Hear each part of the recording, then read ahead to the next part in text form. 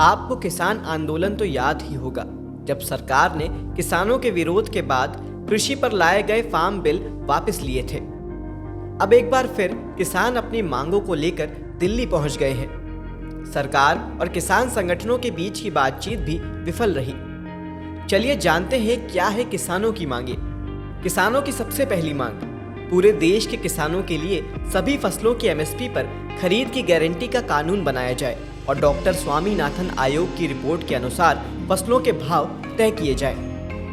किसानों की दूसरी मांग, किसानों और मजदूरों की पूर्ण कर्ज मुक्ति की जाए। किसानों की तीसरी मांग, भूमि अधिग्रहण अधिनियम 2013 को पूरे देश में पुनः लागू किया जाए और भूमि अधिग्रहण से पहले किसानों की लिखित सहमति और मार्केट रेट से 4 गुना मुआवजा देने के प्रावधान लागू किए जाएं। किसानों की चौथी मांग, लखीमपुर खीरी नरसंहार के दोषियों को सजा और पीड़ित किसानों को न्याय दिया जाए। किसानों की पांचवी मांग, भारत विश्व व्यापार संगठन से बाहर आए और सभी मुक्त व्यापार समझौतों पर रोक लगाई जाए। किसानों की छठी मांग, किसानों और खेत मजदूरों को पेंशन दी जाए। किसानों की सातवीं मांग, दिल्ली आंदोलन के दौरान शहीद हुए किसानों को मुआवजा एवं परिवार के एक सदस्य को नौकरी दी जाए।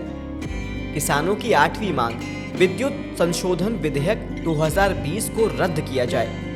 किसानों की नौवीं मांग, मनरेगा के तहत प्रति वर्ष 200 दिन का रोजगार, 700 रुपए का मजदूरी भत्ता दिया जाए और मनरेगा को खेती के साथ जोड़ा जाए।